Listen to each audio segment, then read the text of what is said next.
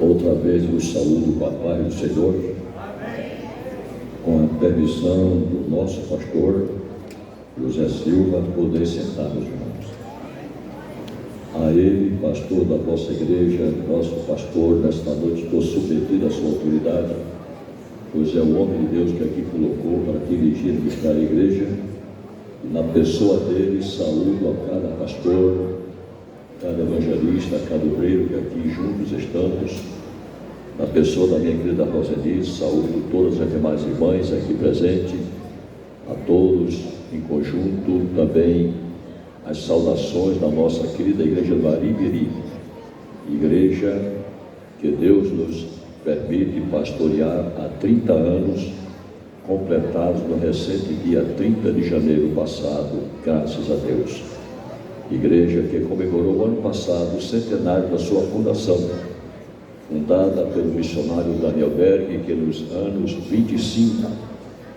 1925, agrupou os já recém-convertidos ali na área da Grande Vitória e fundou a igreja centenária que comemoramos o aniversário recentemente.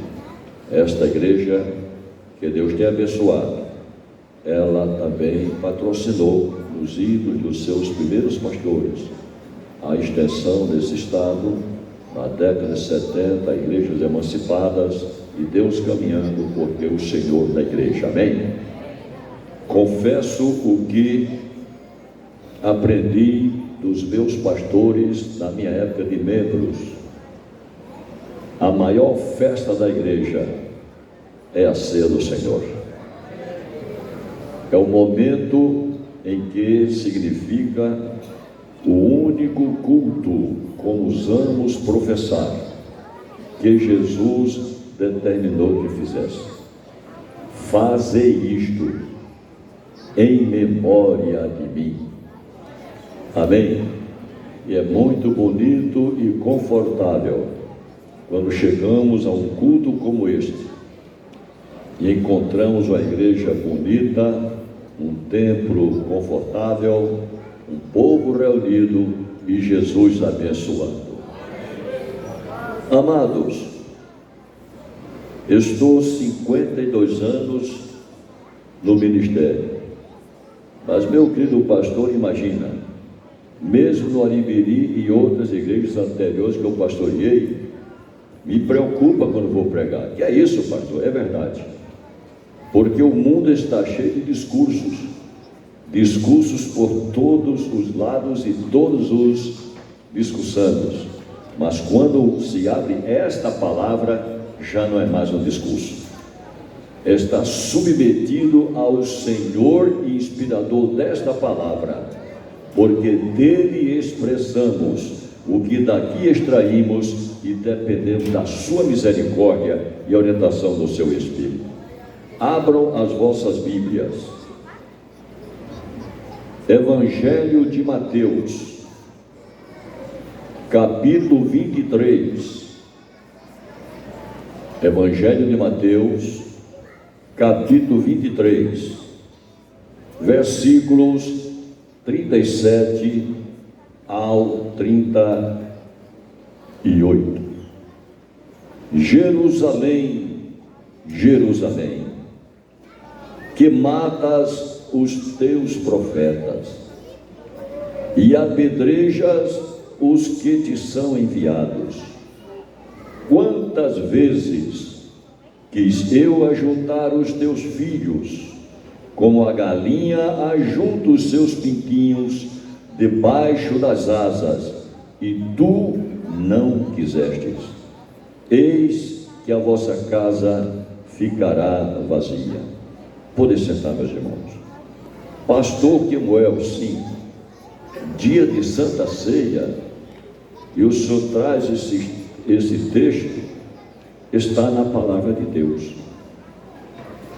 É o texto da palavra de Deus, e é o texto que se coaduna para esta noite. Aonde, pastor? Aguardem, veremos o desenvolvimento. Jesus, no seu ministério, nessa ocasião, capítulo 23, proferiu palavras contundentes para homens religiosos, homens do sinédrio, homens que tinham a responsabilidade de explicar e fazer valer a lei mosaica, mas homens que ouviram coisas tão profundas, mas os corações tão fechados não conseguiram entender. E o interessante, meus amados, é que Jesus usa uma figura de si mesmo, usa a figura de uma galinha. Que é isso, pastor? Está na Bíblia.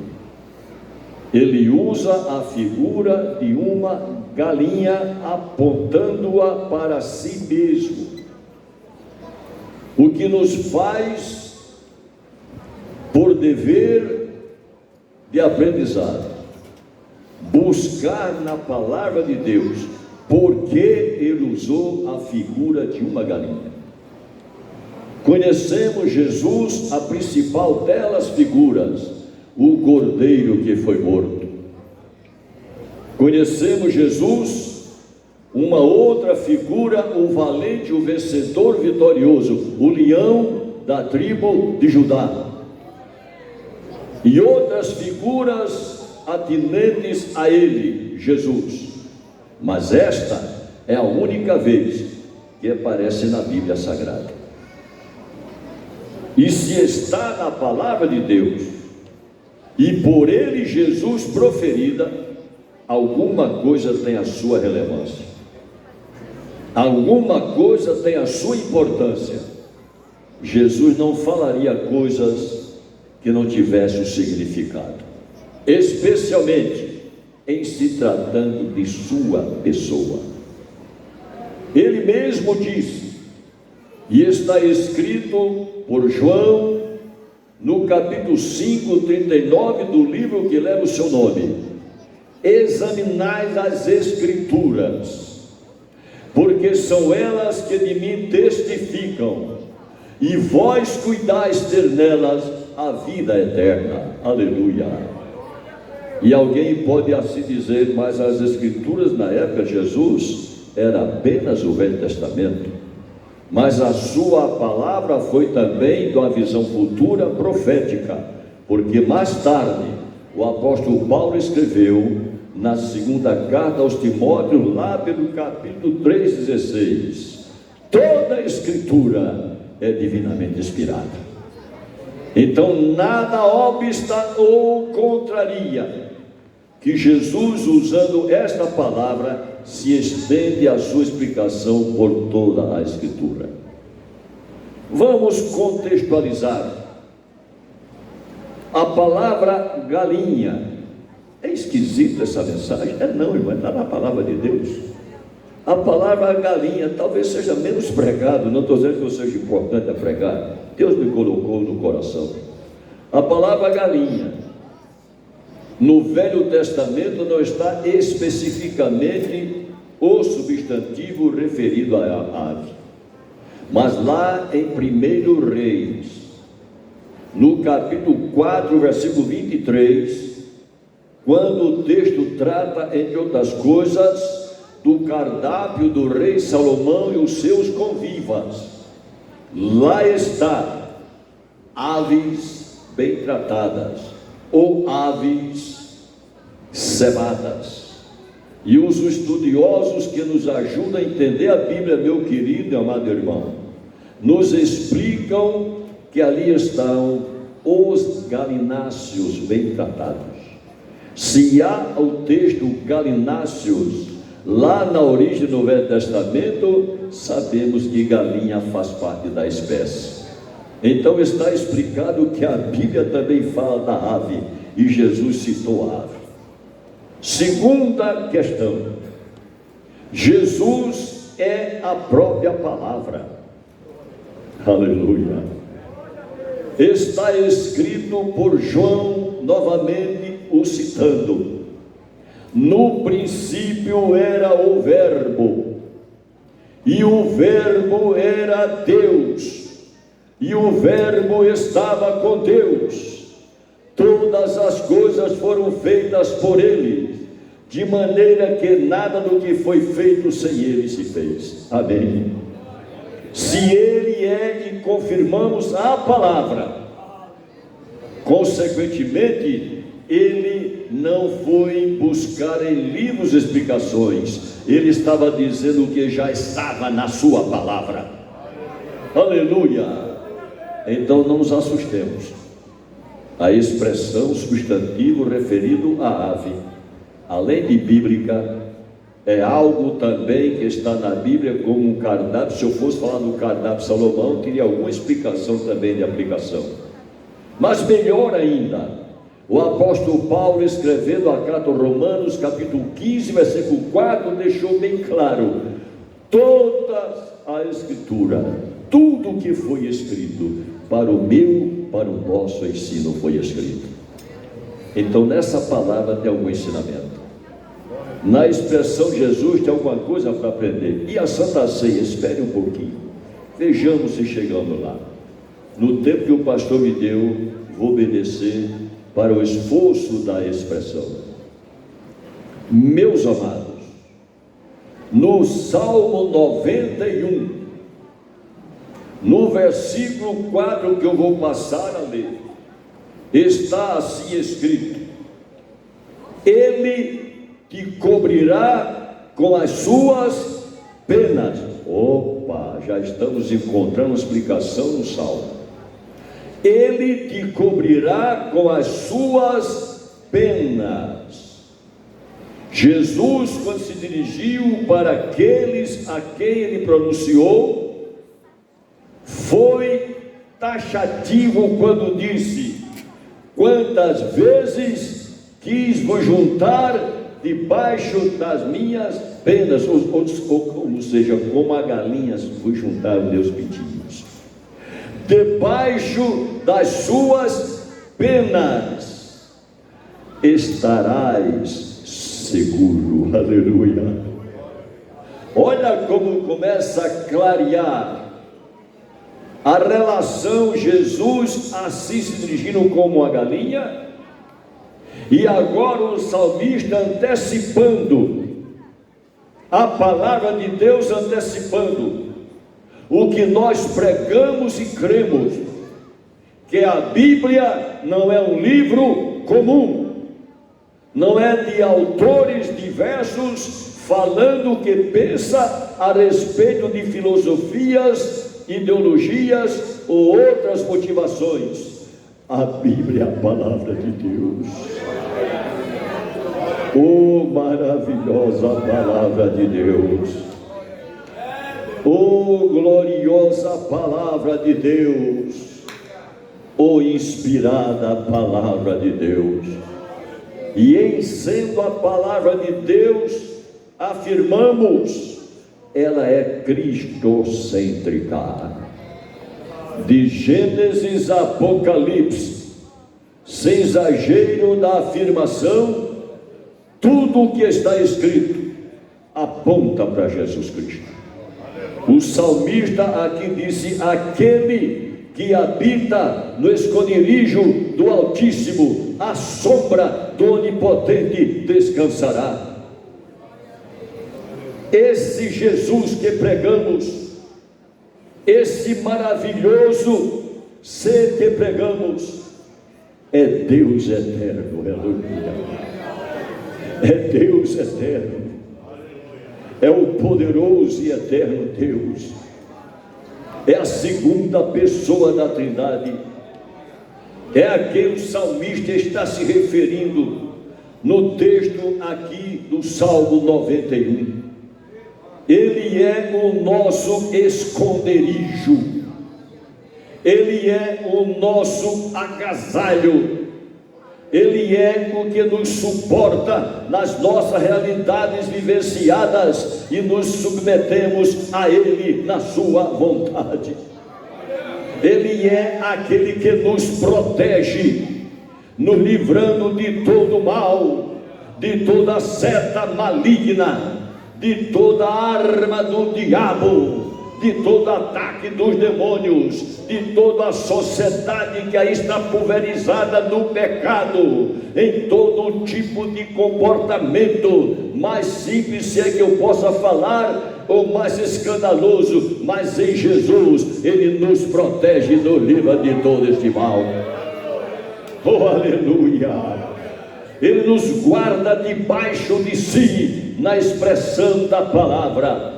Ele nos traz protegidos, dizendo para nós a cada instante, a cada momento: não se turbe o vosso coração, não se turbe o vosso coração, não se turbe o vosso coração. Crede em Deus, crede também em mim. Agora aqui conosco e na eternidade, na casa do Pai, estaremos protegidos. Aleluia. A sombra do Onipotente descansará. A vida impõe situações, meu querido irmão, que por vezes cansa a nossa mente, cansa-nos espiritualmente. Parece até que nós estamos sufocados, qual seja a realidade vivenciada por cada um de nós. Não importa que pastor, membro congregado, porque perante Deus não há maior ou menor importância, cada um no lugar para o qual foi chamado. Mas somos humanos, somos passíveis de tudo quanto é realidade que nos cercam e se nos impõe. E por vezes a vida nos cansa, as decepções nos cansam, os problemas nos fatigam. Espiritualmente, por vezes, meus amados, parece até que nós estamos vazios, se é que alguém não esteja. Mas ouçam, a sombra do Onipotente descansará. Aleluia. Descanso não quer dizer deitar numa cama ou numa rede. Eu sou nordestino, pastor. Deitar numa cama ou numa rede e ficar confortável, o que faz bem fisicamente. Eu estou falando no mundo espiritual. O mundo espiritual é uma realidade. Jesus declarou no Evangelho de Lucas, capítulo 11, há dois aspectos do mundo espiritual. Jesus disse: o mundo espiritual do diabo, o reino de Satanás, mas disse também o mundo espiritual de Deus, o reino de Deus. A este reino de Deus nós pertencemos. A este reino de Deus Jesus nos trouxe pela salvação das nossas almas. A este reino de Deus o Espírito Santo nos colocou como dentro do aspecto da maravilhosa graça operosa de Deus, não só a salvação, mas a conservação da salvação das nossas almas. E nós, por fracos que somos, humanos que somos, falíveis que somos, temos a misericórdia operando em nós, e esta misericórdia nos faz descansar à sombra do Onipotente. Aleluia. E aí vencemos. Quando dizemos é só vitória, saber qual a vitória. Quando dizemos receba a vitória, saber que vitória. A nossa maior vitória não são os sucessos da vida que alcançamos ou as situações que nós precisamos, mas a nossa maior vitória é estarmos guardados no santo e poderoso Jesus. A sombra do Onipotente descansará. Aleluia. Como galinha que junta seus pintinhos debaixo de si, desejei, disse ele para aqueles homens, e vós não quisestes. Que coisa terrível, que tragédia, meu Deus.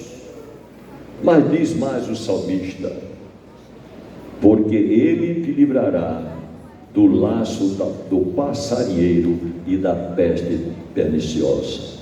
Ou seja, em estarmos seguros nele, em estarmos nele, em estarmos relacionados com ele, nesta proteção, nesta sombra na figura aplicada, tudo quanto o inimigo intentar contra nossas vidas, contra nosso ministério, contra a igreja, contra tudo que diz seus servos, homens e mulheres, moças e rapazes, crianças até, todos estão seguros e Satanás não tem nenhum acesso, aleluia, porque não temos por nós condições, mas aquele que nos protege venceu Satanás e a morte, e disse para nós, está escrito: eis que estou convosco sempre, aleluia,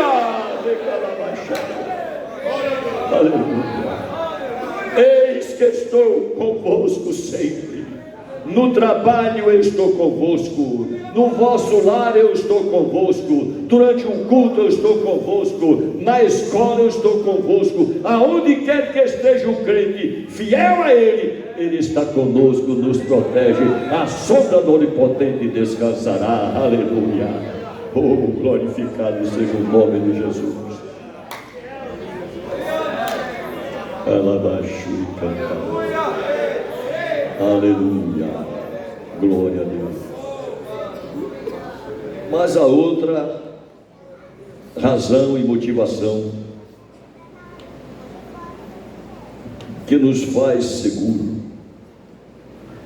com este maravilhoso Jesus, e no caso, na figura de uma galinha, além da proteção, Ele nessa figura nos faz buscar entender que por razão natural, obra da criação, a galinha, os pintinhos debaixo de si, aquece a sua penugem, a natureza que Deus implantou por criação. Os pintinhos ficam aquecidos, se é que ocasiona o frio. Porventura, nós não somos pentecostais, templo e morada do Espírito Santo, e o Espírito Santo habita em nós? Porventura não temos o aquecimento do céu em nossas vidas, que significa o poder que está em nós, poder para sentirmos o gozo da salvação, para sentirmos fortaleza nas situações vivenciadas, para no exercício de uma atividade como crente, saber que Jesus Cristo disse: vos darei poder para pisardes cobras, lagartos, escorpiões e toda a força do mal, e nada vos fará dano algum, aleluia. Jesus nos falou, isto está na sua palavra, e nós temos que crer, entender. Hoje na nossa escola dominical, classe dos obreiros, pastor Júlio, ele me referindo a um tema que o professor expunha, eu disse: o poder na nossa vida pentecostal é provado pela evidência. E aí, pastor? O poder na nossa vida de pentecostais é provado pela evidência. O que é isso, pastor? Nós temos um quadrilátero que formou a base no início da rebelião do Brasil.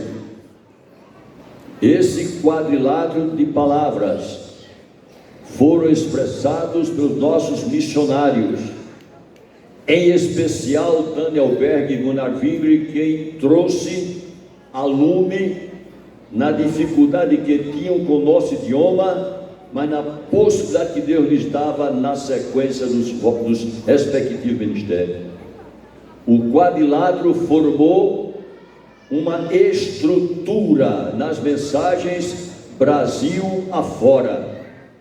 O quadrilátero promoveu a estrutura inicial e fundamental da nossa doutrina, e agora já migrou esse quadrilátero já formou a nossa confissão de fé na teologia assembleiana que professamos. Qual é o quadrilátero, pastor?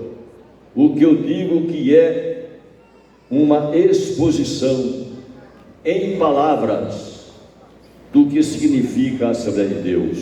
Jesus Cristo salva, Jesus Cristo cura, Jesus Cristo batiza com o Espírito Santo, Jesus Cristo breve voltará. Aleluia.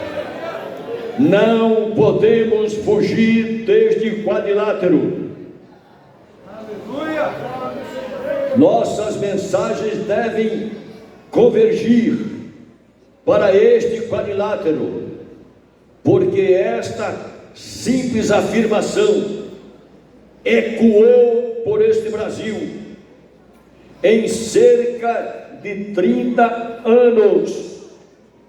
Cada estado brasileiro tinha uma Assembleia de Deus, e a mensagem se repetia em Belém do Pará, repercutia lá em Natal, minha terra, avançou para o estado do Espírito Santo, desceu o sul, foi para São Paulo, chegou ao oeste, inóspito, foi lá para Porto Alegre. E hoje nós estamos baseados nesta convicção e fé. É o mesmo Jesus da época de 1911, é o mesmo Jesus da época de 1930, é o mesmo Jesus da época atual. Jesus Cristo salva, Jesus Cristo cura, batiza com o Espírito Santo, breve voltará. Este quadrilátero está dizendo: somos pentecostais, aquecidos pelo poder e o fogo do Espírito Santo. Aleluia! Temos que dar esta garantia a nós mesmos, para que as gerações sucedâneas entendam. Nós sucedemos gerações anteriores, mas outras gerações virão. Jesus breve voltará, cremos, mas se o tempo que é dele não é meu, não acontecer agora, outras gerações deverão dizer: aquecidos pelo poder do Espírito Santo, este poder que exige de nós a evidência. Vou repetir com todo respeito, meu pastor: esse poder que exige de nós a evidência, e se cessar a evidência, Deus tenha misericórdia de nós.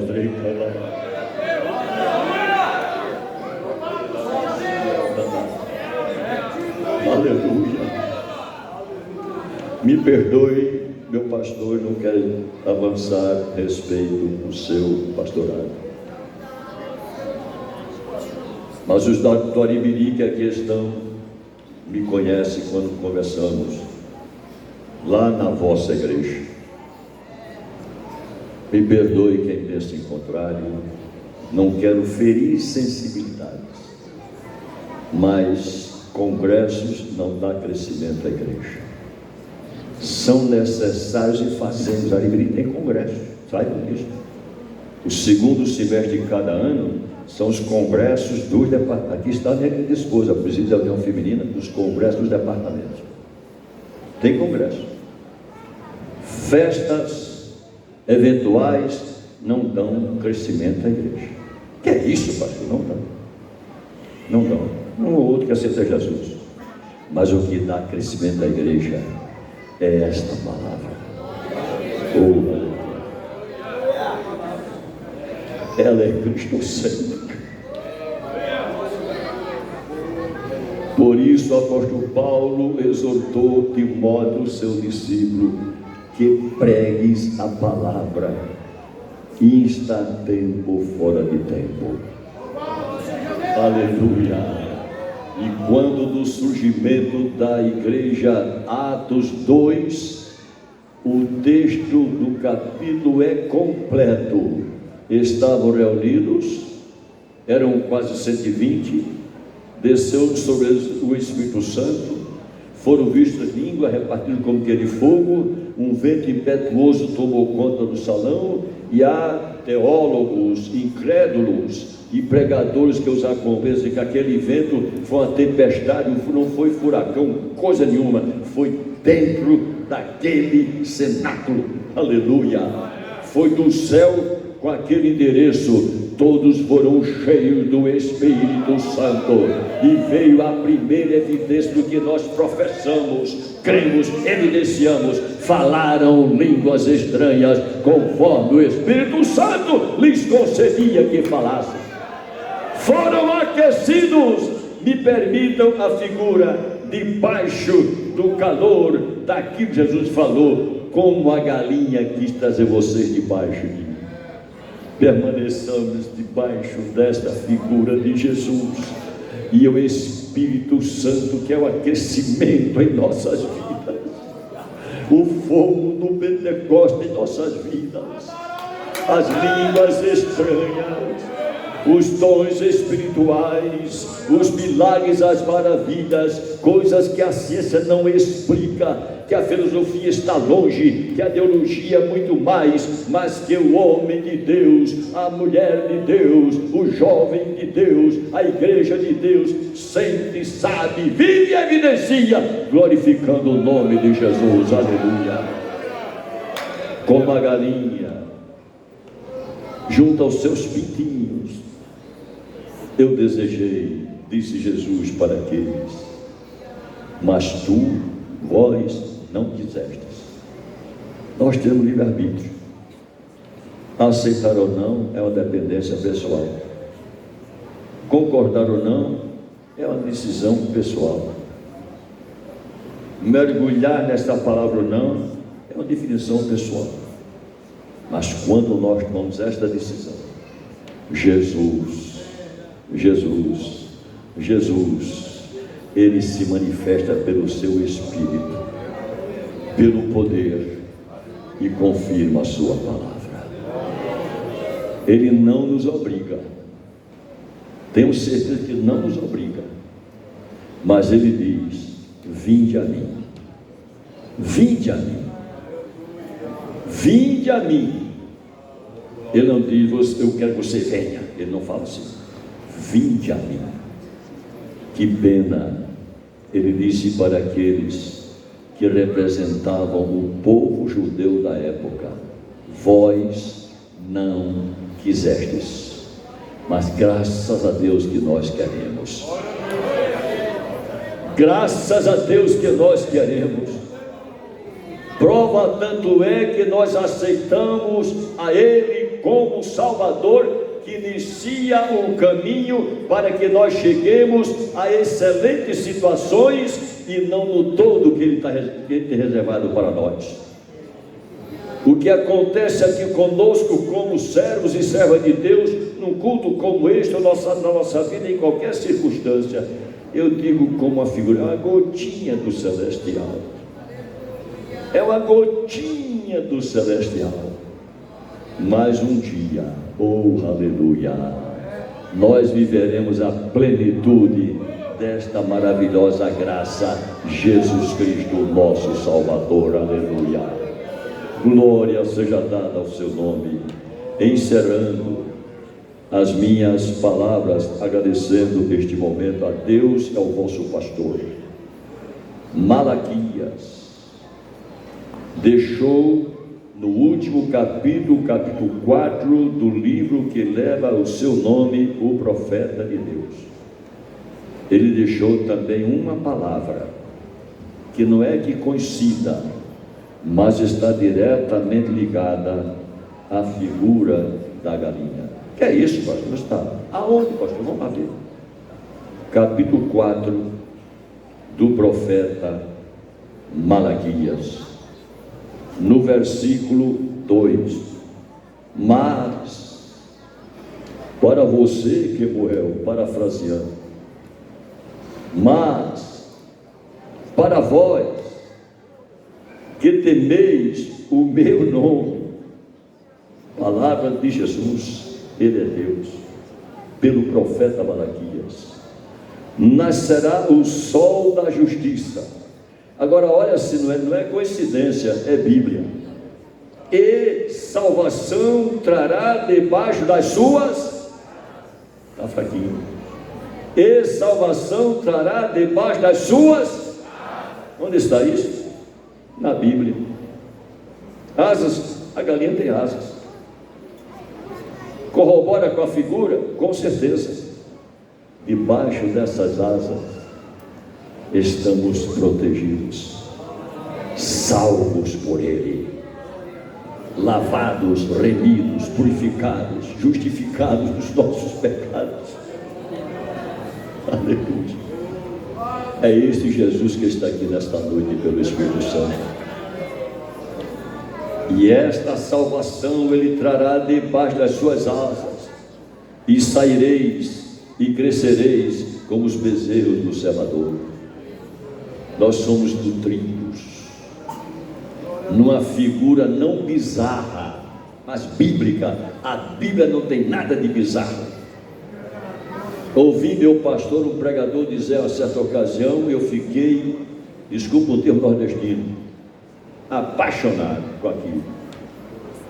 Ele disse: há certas coisas na Bíblia que são bizarras. Eu quase que falei para ele: tu és um incrédulo.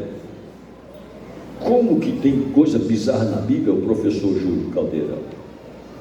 Está na palavra de Deus uma figura a meu e a teu respeito. Nós somos como bezerros cevados, bem tratados, bem cuidados, bem nutridos.